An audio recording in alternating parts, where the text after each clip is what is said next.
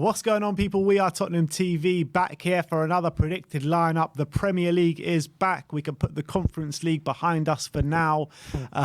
Big game at the London Stadium this week against West Ham. Really is a big game, isn't it? Massive. We need to get a win this weekend. It really goes some way to putting right the wrongs that have in previous North London derbies. We've lost 3 in a row now. Well, London derbies anyway, yeah. Oh yeah, London derbies. We lost 3 in a row. Or the previous North London derby as well. We lost that 3-1.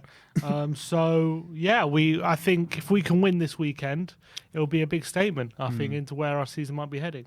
Yeah, completely agree. In terms of team news, I mean, this is in terms of this predicted line, it's probably the easiest predicted line we've ever done. It should be. 11 players left at home. Those 11 players are the ones going to be starting. In terms of injury news, is there any updated injury news? Just Sessegnon's still out. He might be out for a while.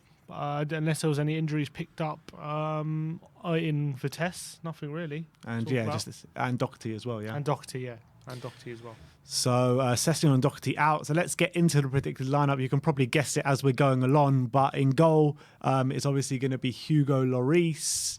Right back, we're going to look at Emerson Royal.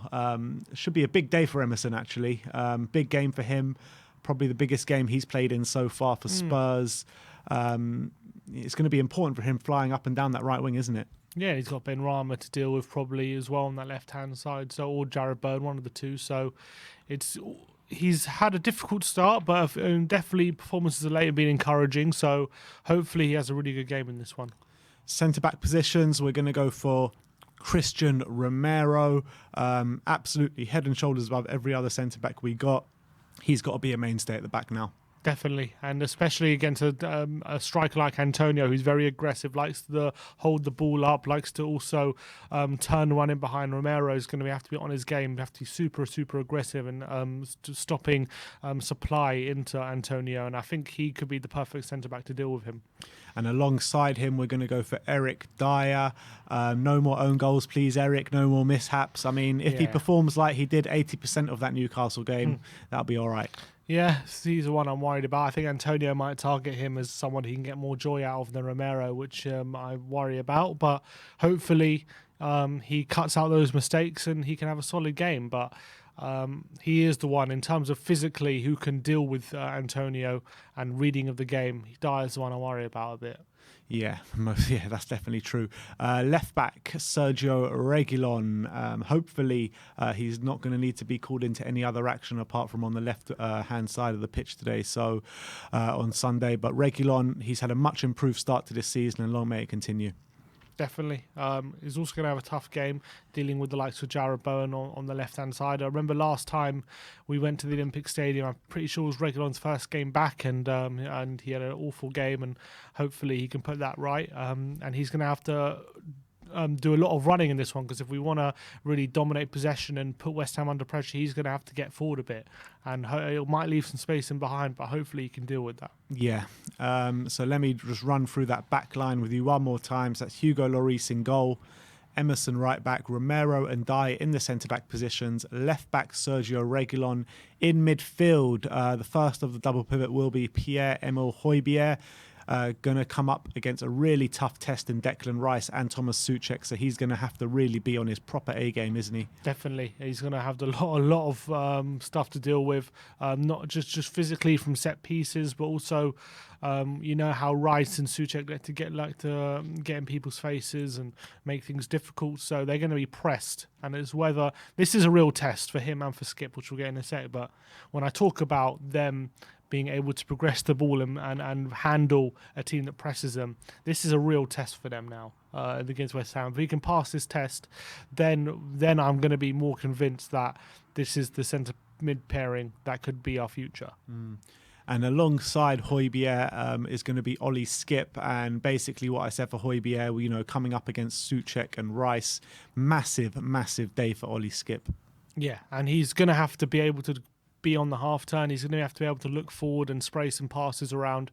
He's unlike Newcastle. I don't think he's going to get the time on the ball he had in that game to play passes forward, and he's going to be under a lot more pressure. So it's going to be interesting to see how he handles it. Hopefully he's up to the task, him and Højbjerg. And if they could really dominate Rice and Souček, that would be very impressive, because Rice and Souček are very tough customers who even against some of the league's best can compete very well. So this is their biggest test yet. This is really their biggest test yet, and I'm intrigued to see how they get on. So that's Højbjerg, skip, double pivot. In the number 10, we're going to go for Tanguy Ndombele.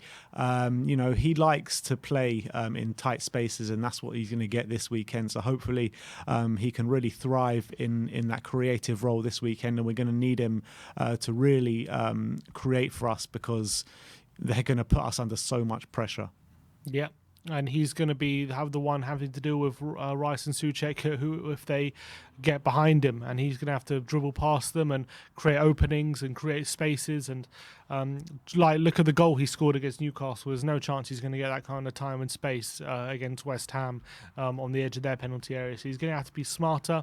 He's also going to have to work a bit harder when helping out with the midfield as well, with maybe Souček making late runs or Declan Rice trying to dictate things. He's going to have to help out with that. So it's going to also be a big day for Ndombele, because we praised him a lot for his performance against Newcastle last time out.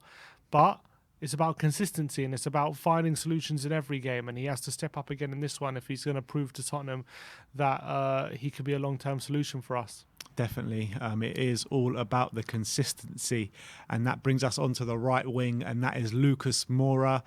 He as well has had a strong start to the season without impacting stuff in the final third too much, but we're going to need action from all over the pitch, and that includes Lucas Mora. So Lucas Mora is definitely going to have to provide down us for that right-hand side. Yeah, and up against someone like Cresswell, he or Maswak, whoever he's up against, he definitely should feel like he can get a lot of joy out of him, because he's got the pace, he's got the trickery, he can beat most defenders, he can leave most defenders for dead at the best of times. So he's got to really take on Aaron Cresswell, or even get in between Cresswell and the centre back as well, and really strike through the heart of the West Ham backline, because that's where they can really get hurt when you're running at them. And on the left-hand side is obviously going to be Heung-min Son. Sonny loves the goal against West Ham, and with the week off, not going to the Conference League, as of all the other players, hopefully he's going to be completely fresh, and he's going to come into this game and absolutely...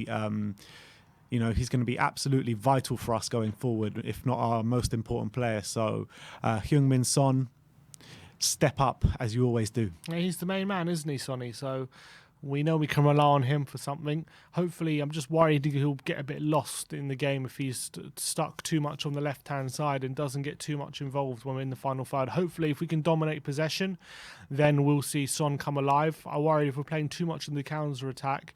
I know that obviously can suit him, but also can get a bit lost as well if he's tracking back too much and a bit too deep. So hopefully he stays a bit further forward, can use that burst of pace to get in behind and to really hurt the West Ham backline, and he can be the danger man. And then up top, obviously, Harry Kane. Much improved performance against Newcastle. Finally got on the score sheet, opened his account for the season.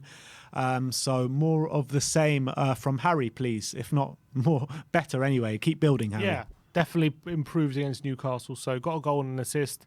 Hopefully that puts him in confident mood going to the West Ham game. He's got a great record in London derbies and a great record against West Ham. So we just need Harry Kane to get back to his usual self, and I'm sure he'll be a handful for 100%. So let me run through that lineup with you one more time. It's Hugo Lloris in goal, Emerson right back, Regulon left back, Dyer and Romero in the centre back positions, Skip and Højbjerg in the double pivot, Ndombele just ahead with Son on the left, Lucas on the right, Kane up top. An unchanged lineup for the past two Premier League games, Aston Villa and Newcastle, and we're predicting it to be a same for the third time running, seeing as every single one of these players were left at home in midweek from the Europa Conference League game. Predictions, what are you going for? I'm going to go with 2-1 Spurs. Yeah, I'm going to go for the exact same, and I'm going to go for Kane and Son to get on the score sheet. I'm going to go for Son and Lucas. Son and Lucas. All right, well, no Kane goal. No Kane goal in this one. All right, so that is our predicted lineup. Let me know your predicted lineups in the comment section below, and let me know your predicted scorelines as well in the comment section below. Big game tomorrow. Come and watch our live watch along from just before 2 o'clock for a 2 p.m. kickoff, and then the post-match fan show, where is your chance to have your say on the game. Let's hope for 3 points, and also join David Harris on the pre-match pump-up prior to the watch along. Thank you everyone for joining us. Like, subscribe, and comment, and as always, come on you Spurs.